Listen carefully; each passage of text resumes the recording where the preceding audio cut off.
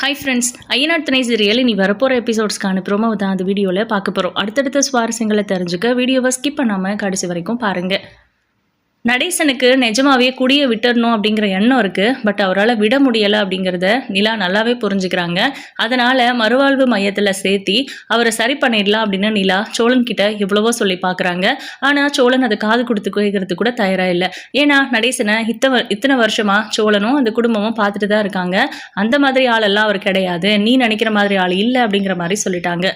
ஆனால் நிலா அதையே தான் யோசிச்சுட்டு இருக்காங்க. அவங்கள பொறுத்த வரைக்கும் இந்த வீடு மாறணும் அப்படின்னா இந்த வீட்டோட தலைவன் அவர் மாறணும். அவர் இந்த குடியை விட்டுட்டாருனால எல்லாமே சரியாயிடும் அப்படிங்கிற மாதிரி அவங்க ரொம்ப ஸ்ட்ராங்காக யோசிக்க ஆரம்பிச்சுட்டாங்க.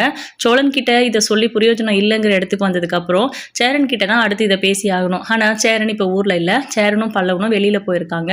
அதனால பாண்டி கடையை சாத்திட்டு வீட்டுக்கு வரும்போது அவர்கிட்ட இதை பற்றி பேசணும்னு நினச்சி நான் உங்ககிட்ட ஒரு முக்கியமான விஷயத்தை பற்றி பேசணும், ஆனால் நீங்கள் கோவப்படக்கூடாது அப்படின்னு நிலா கேட்குறாங்க. சொல்லுங்கள், நான் எதுக்கு கோவப்பட போகிறேன் அப்படின்னு. இல்லை, நான் சொல்ல போகிற விஷயம் அந்த மாதிரி அப்படின்னு நிலா சொல்கிறாங்க.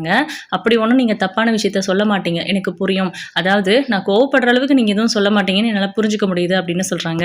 இல்லை, இருந்தாலும் நீங்கள் இதுக்கு கோவம் தான் படுவீங்க, இருந்தாலும் நீங்கள் கோவப்படக்கூடாதுன்னு நான் கேட்டுக்கிறேன் அப்படின்னு சொல்லிட்டு உங்கள் அப்பாவை பற்றி அப்படின்றாங்க. அவரை பற்றி என்னங்க இருக்குது பேசுகிறதுக்கு அப்படின்னு. பார்த்தீங்களா, கோவப்படுறீங்க. நான் ஒரு முக்கியமான விஷயம் தான் பேசணும்னு நினைக்கிறேன். தயவு செஞ்சு காது கொடுத்து கேளுங்க, அதுக்கப்புறம் நம்ம இதை பற்றி என்ன முடிவெடுக்கிறதுங்கிறத டிஸ்கஸ் பண்ணலாம் அப்படின்னு சொல்கிறாங்க. சரி, ஓகே, சொல்லுங்கள் அப்படின்னு பாண்டி கேட்குறாரு. அப்போ தான் நிலா சொல்கிறாங்க, இல்லை உங்கள் அப்பா குடியை நிறுத்தணும்னு தான் நினைக்கிறாரு அப்படின்னும் பாண்டிக்கு இன்னும் கடுப்பாகுது. ஆனால் அவர் காமிச்சிக்கிறது இல்லை. சொல்லுங்கள் அப்படின்றாரு. அவர் குடியை நிறுத்தணும்னு நினைக்கிறாரு, ஆனால் அவரால் குடியை விட முடியல. அதனால மறுவாழ்வு மையமில் சேர்த்தி அவரை சரி பண்ணிடலாமா அப்படின்னு கேட்குறாங்க. இதுக்கெல்லாம் அவர் ஒத்துழைப்பாருன்னு நினைக்கிறீங்களா அப்படின்னு பாண்டி கேட்குறாரு. கண்டிப்பாக ஒத்துழைப்பார். அவர்கிட்ட நான் பேசுகிறேன். நீங்கள் எல்லாரும் என்ன சொல்கிறீங்க?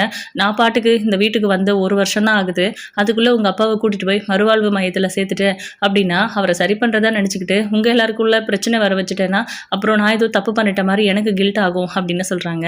இந்த குடும்பம் நல்லா இருக்கணும், இந்த குடும்பத்தில் இருக்கிறவங்க எல்லாரும் நல்லா இருக்கணும், இந்த வீட்டை எல்லாரும் மதிக்கணும்னு நினைக்கிறது இந்த வீட்டிலையே நீங்கள் தான் ஆள். அதுக்கப்புறம் தான் எங்களுக்கும் அந்த ஃபீல்லாம் வந்துச்சு, ஆசையும் வந்துச்சு. அதனால நீங்கள் சொல்கிறதுக்கு கோஆப்ரேட் பண்ணி இப்போது எல்லாமே நல்லபடியாக போயிட்டுருக்கு. அவர் மட்டும்தான் இங்கே பிரச்சனையே. அவரை போய் நம்மளால் எப்படிங்க மாற்ற முடியும்? அண்ணன் சொன்ன மாதிரி ஒன்று நாம் எல்லாரும் இங்கேருந்து போகணும், இல்லையா அவர் இங்கேருந்து போகணும், அதுதாங்க சரியான முடிவு அப்படின்றாங்க. அவர் வீட்டை விட்டு போயிட்டாருன்னே நினச்சிக்கோங்க, ஆனால் மறுவாழ்வு மையத்தில் சேர்த்துலாம், அவர் சரியாயிடுவாடுங்கிற நம்பிக்கை எனக்கு இருக்குது. நான் எது சொன்னாலும் நம்புறீங்க, நான் எது சொன்னாலும் கேட்குறீங்களே, இந்த விஷயத்துலும் கேளுங்களேன் ப்ளீஸ். நீங்கள் தான் உங்கள் அண்ணன்கிட்ட தம்பிக்கிட்ட எல்லாம் சொல்லணும் அப்படின்றாங்க. கண்டிப்பாக யாருமே இதுக்கு ஒத்துக்க மாட்டாங்க. ஆமாம், சேரன் எங்க அப்படின்னு கேட்குறாங்க. அவரும் பல்லவனும் எங்கேயும் வெளியில் போயிருக்காங்க அப்படின்னு சொல்கிறாங்க. வெளியிலனா அப்படின்ட்டு. இல்லை, அவர் சைட்டில் வேலை பார்க்குறாருல்ல, அவர் கூட வேலை பார்க்குறவங்களோட வீட்டில் ஏதோ ஃபங்க்ஷனாக, அதுக்காக போயிருக்காங்க.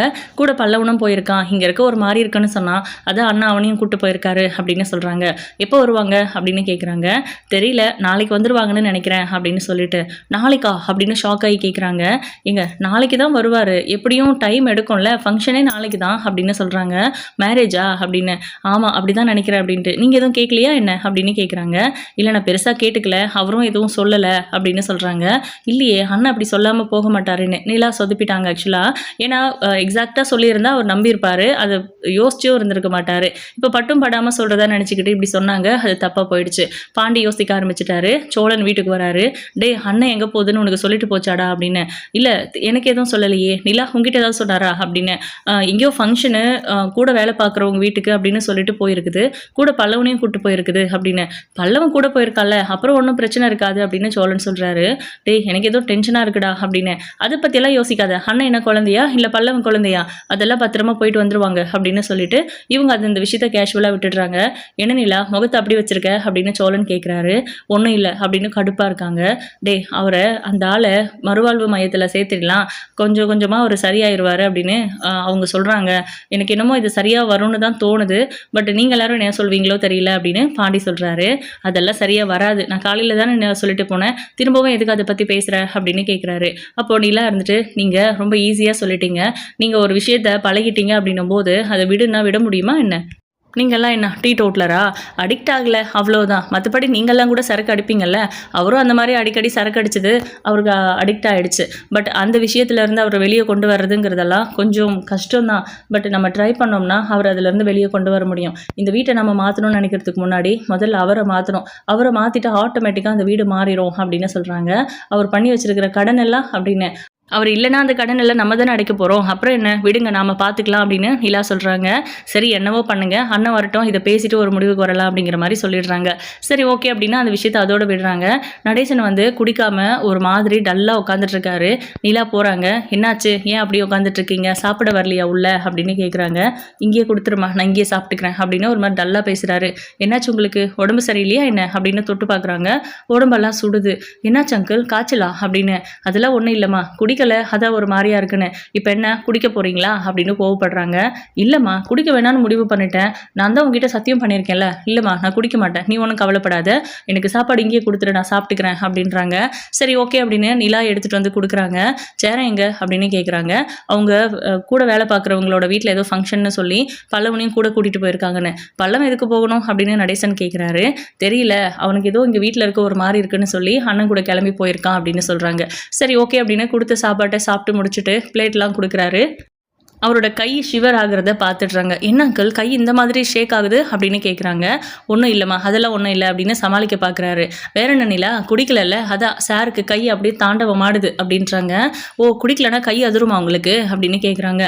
ஆமாம்மா என்ன பண்ணுறது, கொஞ்சம் கொஞ்சமாக விட்டுடுறேம்மா, நான் மாற்றிக்கிறேன், நான் உங்ககிட்ட சொன்ன மாதிரி இனிமேல் நான் குடியை தொடவே மாட்டேன் அப்படின்னு சொல்கிறாங்க. சோழன் இங்கே வாங்க அப்படின்னு தனியாக கூப்பிட்டு போய் அவருக்கு ஏதாவது வாங்கிட்டு வந்து கொடுத்துருங்க அப்படின்னு சொல்கிறாங்க. நிலா அப்படின்னு கோவப்படுறாங்க. ப்ளீஸ் சோழன், அவருக்கு ஏற்கனவே பிபி பிரச்சனை இருக்குது, தயவு செஞ்சு வாங்கிட்டு வந்து கொடுத்துருங்க, ஏதாவது ஆக போகுதுன்னு.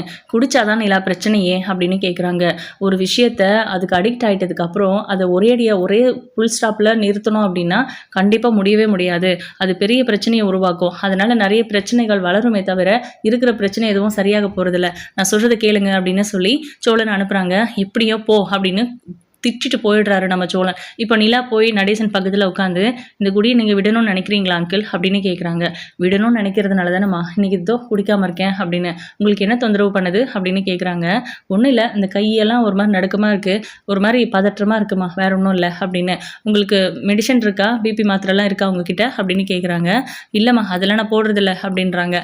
அதெல்லாம் நான் குடியை விட்டுட்டேன்னா அதெல்லாம் போட வேண்டியிருக்கும் அப்படிங்கிற மாதிரி சொல்கிறாங்க. அங்கிள் நான் சொல்கிறேன்னு தப்பாக எடுத்துக்காதீங்க, இங்கே சென்னையிலேயே நிறைய மறுவாழ்வு மையம் இருக்கு அப்படின்னு. ஓ இந்த குடிகாரங்களெல்லாம் சரி பண்ணி அனுப்புவாங்களே அந்த இடமா அப்படின்னு கேட்குறாங்க. ஆமாம் அங்கிள், நீங்கள் அங்கே போகிறீங்களா, நான் உங்களை அங்கே கூட்டிகிட்டு போய் சேர்த்துறேன், என்னோட ஓன் ரிஸ்க் தான், இவங்க வீட்டில் இருக்கிற யாருமே வேண்டான்னு தான் சொல்கிறாங்க, நீங்கள் மாறவே மாட்டீங்க, திருந்தவே மாட்டீங்கன்னு சொல்கிறாங்க, தயவு செஞ்சு கோஆப்ரேட் பண்ணுறீங்களா, நான் உங்களை அங்கே கூட்டிகிட்டு போய் சேர்த்துறேன், 3 மாதம் தான், கண்டிப்பாக உங்களை மாற்றிடுவாங்க, நீங்கள் புது மனுஷனாக திரும்பி வரலாம், எல்லாருக்கும் பிடிச்ச மாதிரி நீங்களும் உங்கள் குடும்பத்தில் சந்தோஷமாக வாழ முடியும் அப்படிங்கிற மாதிரி சொல்லிட்டு இருக்காங்க. நிலா இதெல்லாம் வேண்டாம்மா, விடுமா, அப்புறம் பார்த்துக்கலாம் அப்படிங்கிற மாதிரி நடேசன் வந்து அதை தட்டி கழிக்க பார்க்குறாரு. ஏன்னா அவருக்கு கொஞ்சம் பயமாகவும் இருக்குது. இப்போது சோழன் அதை வாங்கிட்டு வந்து நடேசன் கிட்ட டைரெக்டாக கொடுக்காம நிலா கிட்ட கொடுக்குறாங்க. இந்தாங்க இதை மட்டும் குடிச்சுக்கோங்க, ஒரு நாளைக்கு இவ்வளோ மட்டும் குடிங்க அப்படின்னு சொல்கிறாங்க. நடேசனுக்கு ஆச்சரியமாக இருக்குது நிலாவை பார்த்து. என்னம்மா இது, நீயே குடிக்க வேண்டாம்னு சொல்லிட்டு இப்போ நீயே வாங்கிட்டு வந்து தர சொல்லியிருக்க அப்படின்னு கேட்குறாரு. உங்களை இந்த நிலைமையில பார்க்க முடியல, குடிச்சுக்கோங்க, ஆனால் ஒரு நாளைக்கு இது மட்டும்தான் அப்படிங்கிற மாதிரி சொல்லி அவங்கள கன்வின்ஸ் பண்ணுறாங்க. சரிம்மா ஓகே அப்படின்னு. கொஞ்சம் கொஞ்சமாக உங்களால் முடியும் அங்கிள், ஒரு நாளைக்கு, அதாவது கொஞ்ச நாளைக்கு இப்படி பண்ணுங்க, அதுக்கப்புறம் கொஞ்ச நாள் கழித்து ஒரு நாள் விட்டு ஒரு நாள், அப்புறம் வாரத்துக்கு ஒரு நாள், அந்த மாதிரி உங்களை நீங்களே மாற்றிக்கோங்க, கண்டிப்பாக உங்களால் விட முடியும் அப்படின்னு சொல்கிறாங்க. சரிம்மா அப்படின்னு சந்தோஷமாகவும் நிலாவை பெருமையாகவும் நம்ம நடேசன் பார்க்குறாரு. அதே நேரத்தில் சோழன் இருந்துட்டு நீ பண்ணிட்டு இருக்கிறது ரொம்ப தப்பு, என்ன பண்ணுறேன்னு தெரியுதா அப்படின்னு கேட்குறாங்க. தெரிஞ்சுதான் பண்ணிட்டு இருக்கேன் சோழன் அப்படின்றாங்க. அதாவது குடிக்காதவங்க யாருமே இல்லைன்னு என்கிட்ட நீ ஆர்கியூ பண்ண, ஆனால் குடிக்கிறவங்க எல்லாம் டீசெண்டாக போய் பாரில் குடிச்சிட்டு வருவாங்க, இல்லை வாங்கிட்டு வந்து குடிச்சிட்டு அமைதியாக படுப்பாங்க. ஆனால் இந்த ஆள் குடிச்சிட்டு ஊரையே நார் அடிக்கிறாரு. நல்லா யோசிச்சு பாரு நிலா, குடிச்சது மட்டும் இல்லாமல் கூட ஃப்ரெண்ட்ஸுங்கன்னு சொல்லி 4 பேரை கூட்டிகிட்டு வந்து வீட்டில் இந்த மாதிரி அமக்கலம் பண்ணிட்டு இருந்தாரு. அன்னைக்கு வீடு எந்த நாஸ்தியாக இருந்துச்சுன்னு நீயும் தானே பார்த்த. இந்த மாதிரியெல்லாம் இவரை பண்ண சொல்லுமா, இதெல்லாம் நிஜமாவே ஒழுக்கமாக இருக்கணும்னு நினைக்கிற ஆள் பண்ண வேண்டிய விஷயமா இதெல்லாம் வந்து எந்த வகையில் சேரும், குடிக்கிறவங்க எல்லாரும் இப்படி தான் பண்ணிட்டு இருக்காங்களா நிலா அப்படின்னு கேட்குறாங்க. சோழன் எதுக்கு அதையே பேசிட்டு இருக்கீங்க, நான் தான் சொல்கிறேன்ல அவரை சரி பண்ண வேண்டியது என்னோட பொறுப்பு, தயவு செஞ்சு இதை என்கிட்ட விட்டுருங்க அப்படின்னு நிலா வந்து சோழனையே ஒரு மாதிரி ஆர்கியூ பண்ணுற மாதிரி பேசிடுறாங்க. சோழன் அமைதி அமைதியாக உள்ளே போயிடுறாரு. எனக்காக எதுக்குமா நீ சண்டை போட்டுற, விடுமா அப்படின்றாங்க. இல்லை அங்கிள், நீங்களும் இந்த வீட்டு ஆளு தானே, நீங்கள் சரியாயிருவீங்கன்னு நான் நம்புகிறேன். உங்களுக்கு தெரியுதுல்ல, உங்களுக்காக தான் எல்லாரு கூடவும் நான் சண்டை போடுறேன், எல்லார்கிட்டையும் வாக்குவாதம் பண்ணுறேன்னு. தயவு செஞ்சு புரிஞ்சுக்கிட்டு அதுலேருந்து வெளியே வர பாருங்க. உங்களை மறுவாழ்வு மையமில் சேர்த்துறதா இருந்தாலுமே இதுதான் கண்டிஷன். அங்கேயுமே கொஞ்சம் கொஞ்சமாக தான் உங்களை விடுறதுக்கு ட்ரை பண்ணுவாங்க. ஒரேடியை விட்டால் உங்களுக்கு ஏதாவது ஆயிடுமோன்னு எனக்கு பயமாக இருக்குது. அப்புறம் நாளைக்கு நம்ம ஹாஸ்பிட்டலுக்கு போகிறோம், உங்களுக்கு என்னென்ன பிரச்சனை இருக்குது அப்படிங்கிறத கிளியராக செக் பண்ணிட்டு வரோம், சரிங்களா அப்படின்றாங்க. அதெல்லாம் ஒன்றும் வேண்டாமா அப்படின்றாங்க. அங்கிள், நான் சொல்கிறத கேட்பீங்களா மாட்டிங்களா அப்படின்ட்டு. கேட்பேம்மா அப்படின்றாரு. அப்போ நாளைக்கு நம்ம 2 பேரும் ஹாஸ்பிட்டலுக்கு போகிறோம் அப்படின்னு சொல்கிறாங்க நிலா. நிலா உள்ளே போகும்போது பாண்டி அமைதியாக எழுந்து உள்ளே ரூமுக்கு போயிடுறாரு. சோழன் முறைச்சிக்கிட்டு உட்காந்துட்டு இருக்காரு. ஆனால் அதெல்லாம் பெருசாக கண்டுக்கிறது இல்லை. அவங்களுக்கு சாப்பாடெல்லாம் பரிமாறிட்டு அவங்க சாப்பிட்டதுக்கப்புறம் நிலாவும் போய் படுத்துடுறாங்க. இப்போது நிலா கிட்ட சோழன் போய் பேசுகிறாங்க. ஆனால் நிலா எதுவுமே பேசாம எனக்கு தூக்கம் வருது சோழன்னு அந்த பக்கமா திரும்பி தூங்கிடுறாங்க. இந்த பக்கம் பாத்தீங்கன்னா நம்ம சேரனும் பல்லவனும் சந்தாவை பாக்குறதுக்காக ஒரு இடத்துல காத்துக்கிட்டு இருக்காங்க. அனீஷ் கிட்ட சொல்லி சந்தாவை அந்த இடத்துக்கு வர சொல்லியிருக்காங்க. இப்போ சந்தாவும் அங்கே வந்துடுறாங்க. பல்லவன் ஒரு ஓரமாக உட்காந்துட்டு இருக்காரு. அப்போது சேரனும் சந்தாவும் பேசிட்டு இருக்கும்போது சந்தா ஓன அழ ஆரம்பிச்சிடுறாங்க. என்னாச்சுன்னு கேட்டால் அவங்க மாமாவுக்கு கல்யாணம் பண்ணி வச்சுடுவாங்களோன்னு பயமாக இருக்குது அப்படிங்கிற மாதிரி சொல்கிறாங்க. அதெல்லாம் ஒன்றும் நடக்காது, உன்னை உங்கள் மாமா கூட கல்யாணம் பண்ணி வச்சா பரவாயில்லைன்னு நினைக்கிற அளவுக்கு நான் விட மாட்டேன், தயவு செஞ்சு புரிஞ்சுக்கோ, என்ன நீ அழாத, நான் இருக்கேன் அப்படிங்கிற மாதிரி ஆறுதல் சொல்கிறாங்க. ஆனால் சந்தா அந்த ஆறுதலை ஏற்றுக்க முடியல. அவங்களுக்கு பயமா தான் இருக்கு. கண்டிப்பா நமக்கு மாமா கூட கல்யாணம் பண்ணி வச்சிடுவாங்க அப்படின்னு சொல்லி அது பேசிட்டே இருந்துட்டு, சரி நான் கிளம்புறேன், நாளைக்கு பேசலாம், எங்க வீட்டுல சந்தேகம் வந்துடும் அப்படின்னு கிளம்ப பாக்குறாங்க. அவங்க அப்பா அங்க நிக்கிறாரு. பார்த்துட்டு பயங்கர ஷாக் ஆகுறாங்க நம்ம சந்தா. அதுக்கப்புறம் உங்க மாமாவுக்கு தெரிஞ்சா என்ன நடக்கும் தெரியுமா, என்ன பண்ணிட்டு இருக்க நீ, 6 மாசம் டைம் கொடுங்க, உங்க பொண்ணை கல்யாணம் பண்ணிக்கிறேன்னு சொல்லிட்டு இப்ப என்னடானா என் பொண்ணை கூட்டிட்டு வந்து தனியா ரகசியமா மீட் பண்ணி பேசுறியா அப்படின்னு கோவப்படுறாங்க. இல்ல அதெல்லாம் ஒன்றும் இல்லை, நான் சந்தாவை பார்க்கணும்னு நினைச்சேன், பீகார் வந்து பார்க்க முடியாது, அதனால தான் இங்கே வந்தப்போ பார்க்கலான்னு நினச்சேன் அப்படின்னு. அப்போ நீங்கள் 2 பேரும் ஃபோனில் பேசிக்கிட்டு தான் இருக்கிறீங்களா அப்படின்னு கேட்குறாங்க. ஆமாம் அப்படின்ட்டு. அப்போ எனக்கு கொடுத்த வாக்கு என்ன ஆச்சு, அது வரைக்கும் சந்தாவை பார்க்க மாட்டேன் பேச மாட்டேன்னு சொல்லிட்டு இப்போ எதுக்கு அவ கூட பேசுகிறீங்க அப்படின்னு கேட்குறாங்க. சந்தா எப்படி இருக்குதுன்னு எனக்கு எப்படி தெரியும் பேசாமல், அதுக்காக தான் பேசினேன் அப்படின்னு சேரன் வாக்குவாதம் பண்ணுறாரு. என்ன நடந்தாலும் சரி, ஏன் அதுதான் அவளோட மாமாவுக்கு தான் நான் கல்யாணம் பண்ணி கொடுப்பேன், உனக்கு நான் கல்யாணம் பண்ணி கொடுக்க மாட்டேன்னு 6 மாதம் டைம் கொடுத்துட்டு இப்போ இப்படி சொல்கிறீங்களே, நான் உங்களை எவ்வளோ நம்பினேன் அப்படின்றாங்க. நீ தலைகீழ நின்று தண்ணி குடிச்சாலும் உனக்கு என் பொண்ணு கிடையாது அப்படின்னு சொல்லியும் அன்னைக்கு நான் சும்மா தான் உங்களை அனுப்புறதுக்காக சொன்னேன் அப்படின்னு சந்தாவை கூட்டு போயிடுறாங்க. சேரனும் பல்லவனும் அப்படியே நிர்கதியாக நிற்கிறாங்க. அவங்களுக்கு என்ன பண்ணுறதுனே தெரியல. அவங்க எங்கே இருக்காங்கன்னு கண்டுபிடிச்சிடலாம் அப்படின்னு பல்லவன் சொல்கிறாரு, ஃபாலோ பண்ணலான்ட்டு. ஆனால் சேரன் வேண்டாம் அப்படின்றாங்க. இல்லைண்ணே, கண்டிப்பாக அவங்கள ஃபாலோ பண்ணி தான் ஆகணும், அவங்க எங்கே இருக்காங்கன்னு கண்டுபிடிச்சி அவங்க கிளம்புறதுக்குள்ளே சந்தாவை நம்ம வீட்டுக்கு கூட்டு போயிடலாம் அப்படின்றாங்க. இல்லைடா, நீ சொல்கிறதும் கரெக்டு தான், ஆனால் நம்ம ஃபாலோ பண்ண வேண்டாம் அப்படின்ட்டு சேரன் அனீஷ்க்கு கால் பண்ணி, நான் இப்போவே சந்தாவை இங்கேருந்து கூட்டிகிட்டு போகிறேன், என் கூட உன் தங்கச்சி அனுப்பி வை அப்படின்றாங்க. இல்லை அது சரியாக வராது பையா அப்படின்றாரு. இல்லை எனக்கு என்னமோ உங்கள் அப்பா மேலே நம்பிக்கை இல்லை, அவர் இப்போ என்கிட்ட நேரடியாக 6 மாதம் டைம் கொடுக்குறேன்னு சொன்னதெல்லாம் சும்மா, நான் உன்னை ஏமாத்துறதுக்காக சொன்னது, என் பொண்ணை உனக்கு கட்டி கொடுக்க மாட்டேன்னு சொல்கிறாங்க. சந்தா என்ன எப்படி பார்க்குறா தெரியுமா, என்னால் அதை ஏற்றுக்க முடியல, தயவு செஞ்சு அவளை என் கூட அனுப்பி வச்சுடு, நான் அவளை பார்த்துக்கிறேன், நீங்கள் எத்தனை பேர் வந்தாலும் உங்கள் எல்லாரையும் சமாளித்து அவள் கழுத்தில் நான் தாலி கட்டுறேன் அப்படின்னு சொல்கிறாரு. இதெல்லாம் நல்லாவா இருக்குது, வேண்டாம், நான் எங்கள் அப்பா கிட்ட பேசுகிறேன் அப்படின்னு அனீஸ் சொல்கிறாரு. உங்கள் அப்பா கிட்ட இல்லை, உங்கள் மாமா கிட்டேயே பேசினாலும் இதுக்கு எந்த பலனும் கிடைக்க போகிறதில்ல, கண்டிப்பாக சந்தாவை உங்கள் மாமாவுக்கு தான் கல்யாணம் பண்ணி கொடுக்க போகிறாங்க, இந்த விஷயத்த உன்கிட்டையும் சந்தா கிட்டையும் மட்டும் சொல்லாமல் இருந்திருக்காங்க அனீஷ், நீ தயவு செஞ்சு உன் தங்கச்சியை கூட்டிகிட்டு வந்துரு, என்கிட்ட விட்டுரு, தயவு செஞ்சு விட்டுரு அப்படின்னு சொல்லி கெஞ்சுறாரு. அதனால அனீஷும் சரிங்க பையா நீங்கள் சொன்ன மாதிரி செஞ்சிடுறேன் அப்படின்னு நம்ம சந்தாவை வீட்டில் இருக்கிற யாருக்கும் தெரியாமல் கூட்டிகிட்டு வந்து சேரன் கிட்ட ஒப்படைச்சிடுறாரு அனீஷ். அதெல்லாம் கொஞ்சம் போராட்டம் தான். நம்ம அனீஷ் சொல்கிறாரு, தயவு செஞ்சு இந்த முறையாவது சந்தாவை கல்யாணம் பண்ணிக்கோங்க அப்படின்றாங்க. கண்டிப்பாக கல்யாணம் பண்ணி தான் வீட்டுக்கே கூப்பிட்டு போக போகிறேன் அப்படின்னு சேரன் சந்தாவை கூப்பிட்டுட்டு சென்னை வந்துடுறாரு. கொஞ்சம் கூட எதிர்பார்க்கவே இல்லை அவங்க எல்லாரும் அங்கெல்லாம் தேடி பார்த்துட்டு அனீஷ் கிட்ட கேட்குறாங்க. முதல்ல அனீஷ் சொல்கிறதில்ல, அங்கே கல்யாணம் நடந்து முடிஞ்சிருச்சுன்னு தெரிஞ்ச அப்புறம் தான் அவங்க கூட தான் போயிருக்காங்கன்னு இவங்க கிட்ட சொல்லணுங்கிற மாதிரி அனீஷ் மெயின்டைன் பண்ணுறாரு. ஆனால் சந்தாவோட அப்பாவுக்கு தான் தெரியுமே சேரன் வந்தார் மீட் பண்ணாங்க அப்படின்னு. கண்டிப்பாக அந்த சேரன் தான் சந்தாவை கூட்டிகிட்டு போயிருக்கணும், அவங்க கூட தான் இவ ஓடி போயிருந்திருக்கணும், எப்படியாவது அவளை கண்டுபிடிக்கணும், உடனே சென்னை கிளம்பலாம் அப்படின்னு அவங்க கிளம்பி சென்னைக்கு வந்துட்டு இருக்காங்க. இவங்க நேராக சென்னைக்கு வந்தவங்க அங்கே பக்கத்தில் இருக்கிற கோவிலுக்கு போய் கோவிலுக்கு எதிரில் இருந்து ஒரு மஞ்சள் கயிறு மஞ்சள் கொம்பு இதெல்லாம் வாங்கி தாலி மாதிரி ரெடி பண்ணி அவரே சாமி சன்னிதானத்தில் நின்று தாலி கட்டிடுறாரு சந்தாவோட கழுத்தில். நம்ம பல்லவன் மட்டும்தான் சேரனோட கல்யாணத்தை பார்க்குறாரு, மற்ற யாருமே அங்கே இல்லை. அதே நேரம் இவங்க மேரேஜை ரெஜிஸ்டர் பண்ணணும்னு சொல்லி முடிவு பண்ணிட்டாங்க. யார் இருந்தாலும் இல்லாட்டினாலும் தாலி கட்ட முடியும், பொண்ணுக்கும் மாப்பிள்ளைக்கும் சம்மதம் அப்படின்னா. பட் ரெஜிஸ்டர் மேரேஜ் பண்ணணும் அப்படின்னா முன்னாடியே சொல்லி வைக்கணும். ப்ளஸ் அதுக்கான ஏற்பாடுகள் எல்லாம் கொஞ்சம் டைம் எடுக்குங்கிற மாதிரி சேரனுக்கு நல்லாவே புரியுது. அதனால இவங்க 2 பேரும் என்ன பண்ணுறாங்க, அதாவது தாலி கட்டி முடிச்சதுமே நம்ம பல்லவன் வந்து அவங்க 2 பேரும் வீட்டுக்கு கூப்பிட்டு போகிறாங்க. அவங்க 2 பேரும் வீட்டுக்கு போகும்போது எல்லாருமே ரொம்ப ஷாக் ஆகுறாங்க. சந்தாவை சேரன் கூட்டிகிட்டு வந்துட்டாரு அப்படிங்கிறத அவங்களால நம்பவே முடியல ஃபஸ்ட்டு. அதுக்கப்புறம் தான் கழுத்தில் இருக்கிற தாலி மாலையெல்லாம் நோட் பண்ணுறாங்க. அண்ணே, நீங்கள் கல்யாணம் பண்ணிக்கிட்டீங்களா சந்தாவை அப்படின்னு சோழன் கேட்குறாரு. ஆமாண்டா, அவங்க அப்பா நம்மளை ஏமாத்த பார்த்துருக்காரு. 6 மாதம் டைம் கொடுக்குறேன் அப்படின்னு சொல்லிட்டு 6 மாதம் டைம் கொடுக்குறேன்னு சொன்னது பொய். என் பிள்ளைய உனக்கு எப்போவுமே கட்டி கொடுக்க மாட்டேன், அவளோட மாமாவுக்கு தான் நான் சந்தாவை கல்யாணம் பண்ணி கொடுக்க போகிறேன்னு என்கிட்டயே சொன்னார். அதுக்கப்புறம் நம்ம ஏன்டா நேர்மையாக நடந்துக்கணும், நம்ம நேர்மையாக நடந்துக்கணும்னு நினச்சோம்னா சந்தா மறுபடியும் நம்ம வீட்டுக்கு வரவே முடியாது. அதனால தான் நான் இந்த வாய்ப்பை யூஸ் பண்ணிக்கணும்னு சொல்லி நான் சந்தாவை கல்யாணம் பண்ணி கூட்டிகிட்டு வந்துட்டேன் அப்படின்னு சொல்கிறாங்க. அதுக்கப்புறம் அண்ணா எப்படிண்ணா இதெல்லாம் அப்படின்னு பாண்டி கேட்குறாரு. நடந்த விஷயத்த தெல்ல தெளிவாக நம்ம பல்லவன் சொல்கிறாரு. இவ்வளோ நடந்திருக்கு, எங்ககிட்ட சொல்லவே இல்லை, ஏதோ உங்கள் கூட வேலை பார்க்குறவங்க ஃபங்க்ஷனுக்கு போயிருக்கிறீங்க அப்படிங்கிற மாதிரி தான் அண்ணி சொன்னாங்க அப்படிங்கிற மாதிரி சொல்கிறாங்க. இல்லை, நான் அவங்கக்கிட்ட அப்படி தான் சொல்லிட்டு போனேன், அதாவது சொல்லியிருந்தேன். உண்மையை சொன்னால் நீங்களும் வரேன்னு சொல்லுவீங்க, அங்கே பிரச்சனையாச்சுன்னா நீங்களும் மாட்டிப்பீங்கன்னு தான் நான் உங்களை கூட்டிகிட்டு போக வேண்டாம்னு நினச்சேன். நல்லபடியாக சந்தாவை கூட்டிகிட்டு வந்துட்டேன்ல, கண்டிப்பாக இந்நேரம் அவங்களுக்கு விஷயம் தெரிஞ்சிருக்கும். அவங்க இங்கே தான் கிளம்பி வந்துட்டு இருப்பாங்க. என்ன வேணால் நடக்கட்டும், ரெஜிஸ்டர் மேரேஜ் பண்ணணும். சோழா, உனக்கு தெரிஞ்சவங்க மூலமாக நீ ரெஜிஸ்டர் ஆஃபீஸில் இன்ஃபார்ம் பண்ணி வை. கண்டிப்பாக உடனே கல்யாணம் பண்ண முடியாது, 15 நாளோ 20 நாளோ ஆகும், அதுக்கப்புறம் தான் மேரேஜ் பண்ண முடியும், நீ இன்ஃபார்ம் பண்ணி வச்சுடு அப்படின்னு சொல்கிறாங்க. சரிண்ணே இதோ அப்படின்ட்டு சோழன் ஃபோன் பேச போகிறாரு. சந்தாவுக்கும் சேரனுக்கும் ஆரத்தி எடுத்து உள்ளே கூட்டிகிட்டு போகிறாங்க. நடேசன் கிட்ட ஒரு வார்த்தை கூட நம்ம சேரனும் சொல்கிறதே இல்லை. அதுக்கப்புறம் நிலா சொல்கிறாங்க, அண்ணே அப்பாவை கூப்பிட்டு 2 பேரும் ஆசீர்வாதம் வாங்கிக்கோங்க அப்படின்றாங்க.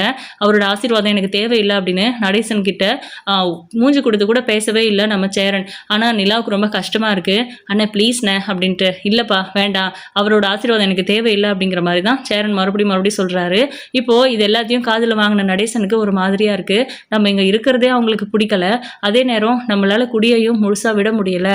நிலா மட்டும்தான் நம்மளை புரிஞ்சுக்கிறா, அதுக்காக அவங்களுக்கு வாரமாக நம்ம இருக்க வேண்டாம், இங்கேருந்து எப்படியாவது போயிடணும் அப்படின்னு அவர் உள்ளுக்குள்ளேயே ஒரு மாதிரி வருத்தமாக ஃபீல் பண்ணிட்டு இருக்காரு. ஃபைனலி நம்ம சேரன் சந்தாவோட கல்யாணம் நடந்துருச்சு. அவங்க எல்லாரும் சென்னைக்கு கிளம்பி இங்கே வந்துக்கிட்டு இருக்காங்க. ரெஜிஸ்டர் மேரேஜ் பண்ணுறதுக்கு கொஞ்ச நாள் ஆகும் அப்படின்னாலும் கூட அது வரைக்கும் சந்தாவை விட்டு வைப்பாங்களா இவங்க? கண்டிப்பாக அந்த தாலியை கழட்டி எரிஞ்சிட்டு வா என் கூட அப்படின்னு அவங்க அப்பாவோ அவங்க மாமாவோ கூட்டிகிட்டு போகிறதுக்கு தான் வாய்ப்பு. ஏன்னா அவங்கெல்லாம் ரவுடிங்க மாதிரி நடந்துக்கிறாங்க. அதுவும் சந்தாவோட மாமாலாம் ரொம்ப மோசமான ரவுடின்னு சந்தாவே சொல்லியிருக்காங்க. ஸோ இந்த சுச்சுவேஷனை சேரன் எப்படி ஹேண்டில் பண்ண போகிறாரு, சந்தாவை தன் கூடவே இருக்க வைக்கிறதுக்கு என்ன பண்ண போகிறாரு, இல்லை அவங்க ஃபோர்ஸ் பண்ணி அடிச்சுட்டு நம்ம சந்தாவை அங்கேருந்து கூட்டிகிட்டு போயிடுவாங்களா என்ன அப்படிங்கிறதெல்லாம் வெயிட் பண்ணி பார்க்கலாம். ஆக்சுவலாக இதுக்கு முன்னாடி கல்யாணம் ஃபிக்ஸ் பண்ணும்போதே இவங்க எல்லாரும் அடிச்சு கலாட்டா பண்ணியிருந்தா சந்தாவை காப்பாற்றிருக்க முடியும். கோவில் ஆச்சே அப்படின்னு கொஞ்சம் பொறுமையாக இருந்தாங்க. ப்ளஸ் அவங்க கையில் கன் இருந்துச்சு. இப்போவும் கண்டிப்பாக கன்னோட தான் வந்திருப்பாங்க. ஏற்கனவே முன்னேற்பாடாக போலீஸ்காரங்க கிட்ட இன்ஃபார்ம் பண்ணுறது, இந்த மாதிரி கட்டாயப்படுத்தி வேற ஒருத்தர் கூட கல்யாணம் பண்ணி வைக்க பார்க்குறாங்க. என்ன காதலிக்கிறான் இந்த பொண்ணு, நான் கூட்டிகிட்டு வந்துட்டேன், இந்த மாதிரி கோவிலில் கல்யாணம் பண்ணிக்கிட்டோம் அப்படின்லாம் சொன்னாங்கன்னா அதனால இவங்களுக்கு சாதகமாக போலீஸ்காரங்க நிற்கிறதுக்கோ பேசுறதுக்கோ நிறைய வாய்ப்பு இருக்குது.